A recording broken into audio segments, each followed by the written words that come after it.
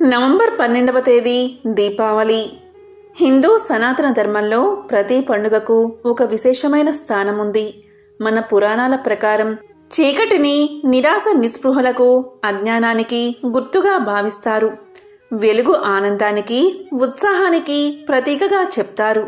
అజ్ఞానమనే చీకటి నుంచి విజ్ఞానమనే వెలుగులోకి పయనించి జీవితంలో కొత్త అద్దాలు వెతుక్కోవాలని తెలిపే ఉద్దేశమే దీపావళి.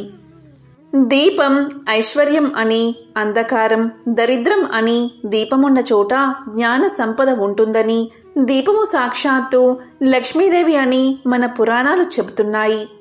అందుకే దీపావళి రోజు లక్ష్మీదేవిని భక్తి శ్రద్ధలతో పూజిస్తే సకల సంపదలు కలుగుతాయని పురాణాలు చెప్తున్నాయి. సనాతన ధర్మంలో ఏ శుభకార్యం జరిగినా దీపాన్ని వెలిగించడం అనేది ఒక సాంప్రదాయం. దీపకాంతిని బ్రహ్మ విష్ణు మహేశ్వరుడుగా చెప్తుంది శాస్త్రం. మరి ఎంతో విశేషమైన ఈ దీపావళి అమావాస్య రోజు అంటే నవంబర్ 12వ తేదీ ఆదివారంలోగా ఈ కథలను విన్నా, చదివినా, చెప్పినా, వినిపించినా సకల శుభాలు కలుగుతాయి. జన్మల పాపాలు తొలగి కోటి జన్మల పుణ్యం వస్తుంది. మరి ఆ కథలేంటో ఇప్పుడు ఈ వీడియోలో తెలుసుకుందాం. దీపంలో కనిపించే ఎర్రని కాంతి బ్రహ్మదేవుడు, నీలకాంతి విష్ణు భగవానుడు, తెల్లని కాంతి పరమశివుని ప్రతినిధులుగా శాస్త్రాలు చెబుతున్నాయి. జ్యోతిష్య శాస్త్రం ప్రకారం ఆశ్వయుజ మాసం అమావాస్య స్వాతి నక్షత్రం రోజును దీపావళిగా పరిగణిస్తారు. పురాణాల ప్రకారం దీపావళి అమావాస్యకు ప్రత్యేకమైన ప్రాధాన్యత ఉంది. దీపావళికి సంబంధించి పురాణాల ప్రకారం 4 కథలు ఉన్నాయి. అవేంటో ఇప్పుడు తెలుసుకుందాం. నరకాసురుణ్ణి సత్యభామ వధించిన నాడే దీపావళి పండుగ వచ్చిందని పురాణాలు చెబుతున్నాయి. పూర్వం హిరణ్యాక్షుడు అనే రాక్షసుడు భూమిని సముద్ర జలాల్లోకి పడేస్తాడు. అప్పుడు విష్ణుమూర్తి వరహ అవతారమెత్తి హిరణ్యాక్షుణ్ణి సంహరించి భూమిని ఉద్ధరిస్తాడు. ఆ సమయంలో వారికి ఒక పుత్రుడు జన్మిస్తాడు. ఆ పుత్రుణ్ణి చూసి నిషిద్ధ కాలమైన సంధ్యా సమయంలో కలవడం వల్ల కలిగిన పుత్రుడు కాబట్టి ఇతనిలో రాక్షస లక్షణాలు వచ్చాయని విష్ణుమూర్తి భూదేవికి చెబుతాడు. ఆ మాటలకు బాధపడిన భూదేవి ఎప్పటికైనా విష్ణుమూర్తి తన బిడ్డను సంహరిస్తాడు అని భయపడి తన బిడ్డకు రక్షణ ప్రసాదించమని వరాన్ని కోరుతుంది. అందుకు విష్ణుమూర్తి అంగీకరించి కన్నతల్లి చేతుల్లోనే ఇతనికి మరణం ఉందని హెచ్చరించి వెళ్ళిపోతాడు. ఏ తల్లి తన బిడ్డను చంపుకోదని భావించిన భూదేవి ఎంతో సంతోషిస్తుంది. అయితే జనక మహారాజు పర్యవేక్షణలో నరకాసురుడు పెరిగి ఎంతో శక్తివంతుడుగా మారతాడు. ఆ తరువాత నరకుడు కామాఖ్యను రాజధానిగా చేసుకుని ప్రాగ్జ్యోతిష్యపురము అనే రాజ్యాన్ని పరిపాలిస్తూ ఉంటాడు. ఇక కామాఖ్యలోని అమ్మవారిని తల్లిలాగా భావిస్తూ పూజలు చేస్తూ ఉండేవాడు. తన రాజ్యంలోని ప్రజలందరినీ ఎంతో చక్కగా పరిపాలించేవాడు నరకాసురుడు. ఈ విధంగా కొన్ని యుగాలు గడుస్తాయి. అయితే ద్వాపర యుగంలో అతనికి పక్క రాజ్యమైన సోనితాపురానికి రాజైన బాణాసురుడితో పరిచయం ఏర్పడుతుంది. అది కాస్త స్నేహంగా మారుతుంది. అయితే బాణాసురుడు స్త్రీలను తల్లిలాగా భావించడాన్ని నిరసించేవాడు. అతని దృష్టిలో స్త్రీ ఒక భోగవస్తువు. ఈ ప్రభావంతో నరకాసురుడు మెల్లగా అమ్మవారి పూజ నిలిపే స్థాయికి వెళ్ళింది. ప్రపంచంలోని ఇతర రాజ్యాల మీద దండయాత్ర చేసి ఆయా రాజ్యాలలోని రాజకుమార్తెలందరినీ బలవంతంగా ఎత్తుకొచ్చి తన రాజ్యంలో బంధించి వివాహం ఆడేందుకు ప్రయత్నాలు చేసేవాడు. అలా అహంకారంతో ప్రవర్తిస్తున్న నరకాసురుడు ఒకసారి స్వర్గం మీద కూడా దండయాత్ర చేసి కన్న తల్లి అయిన అదితిమాత చెవి కుండలాలను తస్కరించి దేవతలను, దేవమాతను అవమానించాడు. అక్కడే అసలు కథ ఆరంభమైంది. నరకాసురుడు వ్యవహార శైలిపై దేవతలు విష్ణుమూర్తి అవతారమైన శ్రీకృష్ణుని వద్దకు వెళ్లి వివరించారు. నరకుణ్ణి సంహరించమని ప్రార్థించారు. ఇక అదే సమయంలో భూదేవి సత్యభామ రూపంలో అవతరించి శ్రీకృష్ణుణ్ణి వివాహమాడుతుంది. కాని ఆమెకు పూర్వపు సంఘటనలు ఏవీ గుర్తులేవు. ఆ సత్యభామ శ్రీకృష్ణుడితో నేను కూడా మీతో పాటు యుద్ధానికి వస్తానని చెప్పి వెళ్తుంది. దానికి సమ్మతించిన శ్రీకృష్ణుడు సత్యభామతో కలిసి అశ్వ సైన్యంతో వెళ్తాడు. అక్కడ శ్రీకృష్ణుడికి నరకాసురుడికి మధ్య ప్రారంభమైన యుద్ధం ఉగ్ర రూపం దాల్చుతుంది. కానీ విష్ణుమూర్తి ఇచ్చిన వర ప్రభావం వల్ల నరకుణ్ణి సంహరించడం సాధ్యపడదు. దీంతో యుద్ధం మధ్యలో శ్రీకృష్ణుడు మూర్ఛపోయినట్లు నటిస్తాడు. అయితే తన కళ్ళ ముందే భర్త మూర్ఛపోవడాన్ని చూసి సత్యభామాదేవి ఎక్కడలేని కోపాన్ని తెచ్చుకుంటుంది.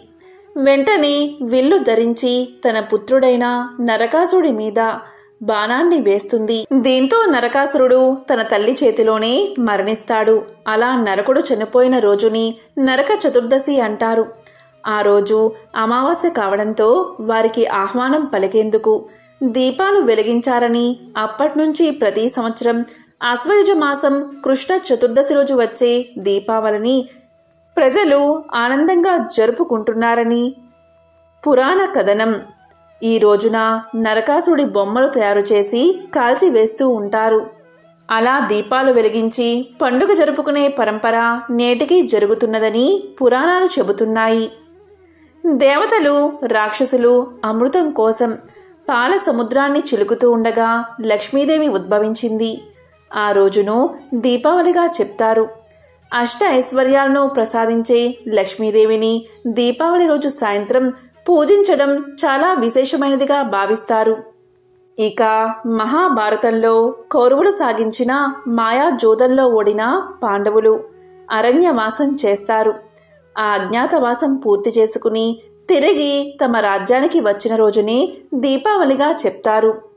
అలా పాండవులు తిరిగి వచ్చిన రోజునే దీపావళి పండుగగా చేస్తారు. రావణాసురుడితో జరిగిన యుద్ధంలో విజయం సాధించిన శ్రీరామచంద్రుడు సీతాదేవి సమేతంగా అయోధ్యకు విచ్చేస్తాడు. ఆ రోజే ఆశ్వయుజ మాసం అమావాస్య అని రామాయణం చెప్తుంది. ఆ రోజు ప్రజలందరూ దీపాలను వెలిగించి సీతారాములకు స్వాగతం పలికినట్లుగా పురాణాలు చెప్తున్నాయి. దీపావళికి సంబంధించిన మరొక కథను ఇప్పుడు విందాం. పూర్వం దూర్వాస మహర్షి ఒకసారి దేవేంద్రుడి ఆతిథ్యానికి మెచ్చుకుని ఒక మహిమాన్వితమైన హారాన్ని ప్రసాదిస్తాడు.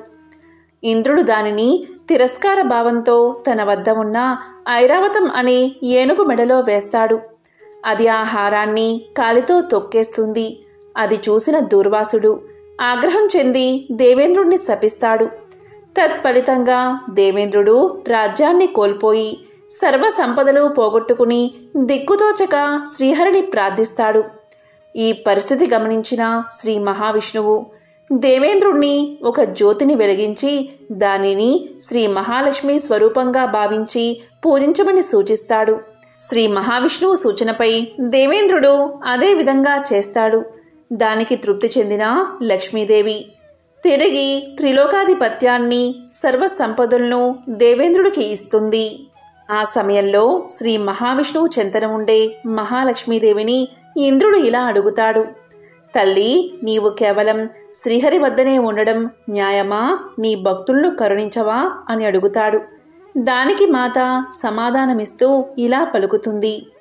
త్రిలోకాధిపతి నన్ను త్రికరణ శుద్ధిగా ఆరాధించే భక్తులకు వారి వారి అభిష్టాలకు అనుగుణంగా మహర్షులకు మోక్షలక్ష్మిగా, విజయాన్ని కోరేవారికి విజయలక్ష్మిగా, విద్యార్థులకు విద్యాలక్ష్మిగా, ఐశ్వర్యాన్ని కోరి ఆరాధించేవారికి ధనలక్ష్మిగా, సమస్త కోరికలు నెరవేర్చే వరలక్ష్మీదేవిగా ప్రసన్నురాలు అవుతాను అని సమాధానం చెప్తుంది.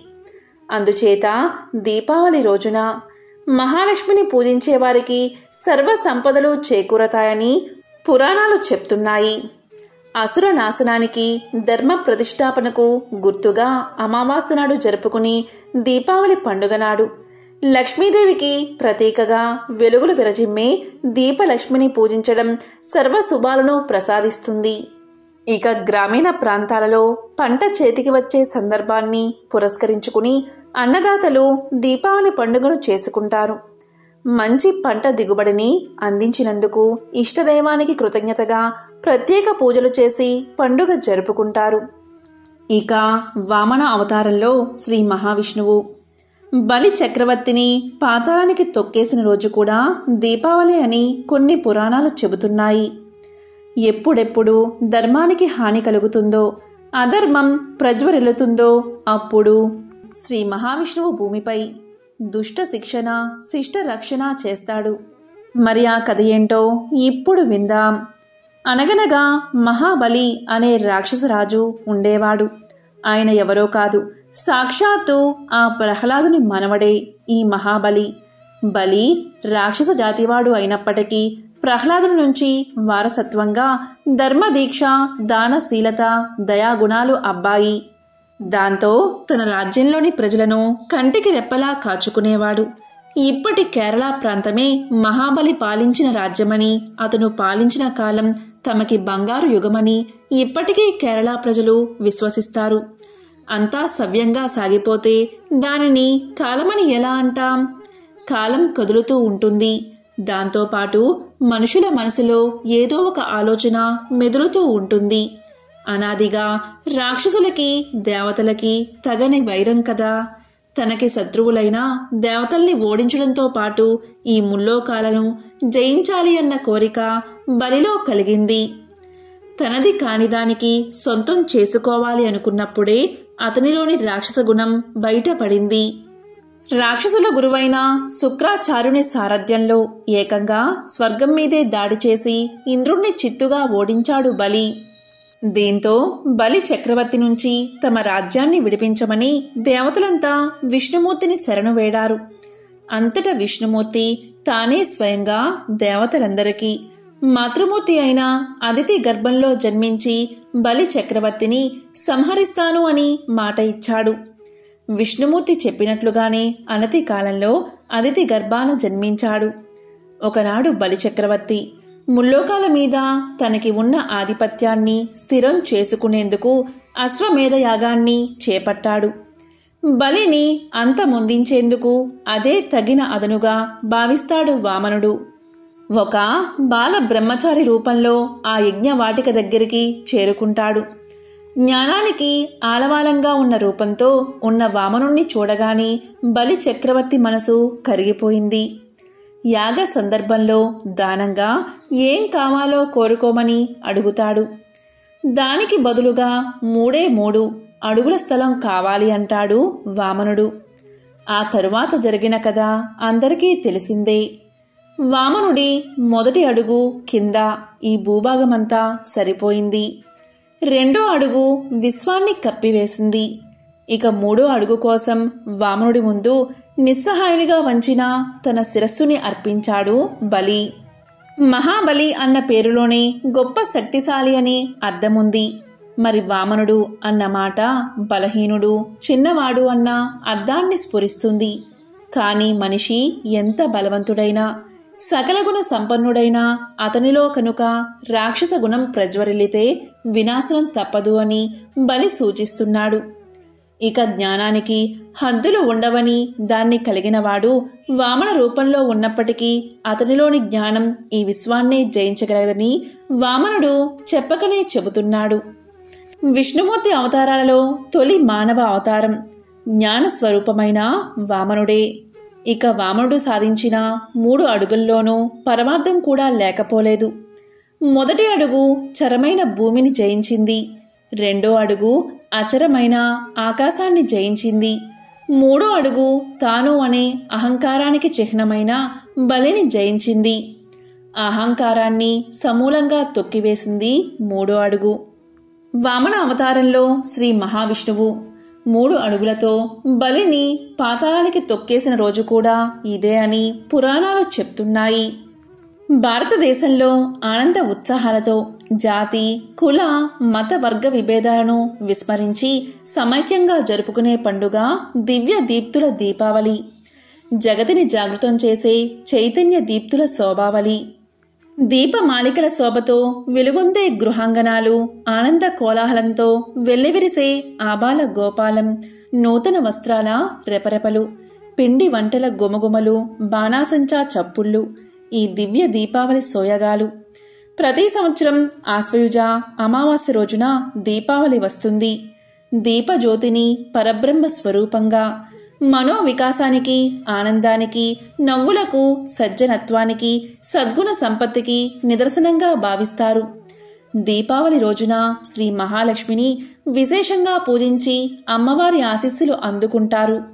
మరి ఎంతో విశేషమైన ఈ కథలను దీపావళిలోగా ఒక్కసారైనా వింటే చాలు, లేదా చెప్పినా చాలు, ఆ మహాలక్ష్మి యొక్క అనుగ్రహం మీకు తప్పకుండా కలుగుతుంది. మహాలక్ష్మితో పాటు సర్వదేవతల ఆశీస్సులు మీకు కలుగుతాయి. ఓం శ్రీ మహాలక్ష్మియే నమః. ఓం శ్రీ మాత్రే నమః.